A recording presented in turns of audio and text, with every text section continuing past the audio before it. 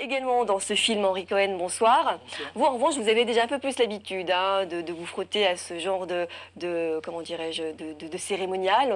C'était pas des gros tournages, je faisais des petits rôles à la télévision quand j'étais plus jeune. Voilà. Et disons, dans la deuxième partie de ma carrière, on va dire maintenant, après 50 ans, j'ai trouvé des emplois plus facilement. Alors, Voilà. on en reparlera dans quelques instants. Alors justement, avant de s'intéresser à vos expériences respectives, on va tout de suite découvrir la bande-annonce du film La Graine et le Mulet. On en discute avec nos invités juste après.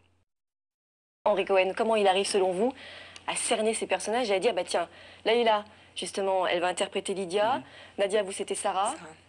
Moi, c'est la costumière qui m'a donné la solution, parce que je lui disais que bon, j'avais effectivement fait quelque chose avant, mais que j'étais un peu traqueur aussi, parce que c'était un rôle assez important. Enfin, l'origine a été un peu coupée.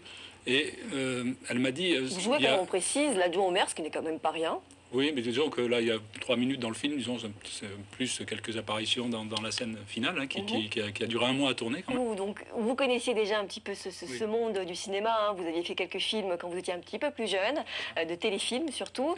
Vous êtes revenu après à la scène, en tout cas dans ce milieu-là, je crois savoir, avec la radio. Vous étiez un peu journaliste, animateur.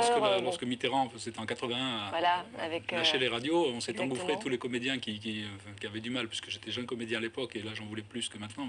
Vous avez quand même fait le conservatoire, on peut le dire J'avais aussi, le conservatoire, on peut le donc, bon, comme le dit Laïla, bon, des fois, ou Nadia, il faut aller à Paris.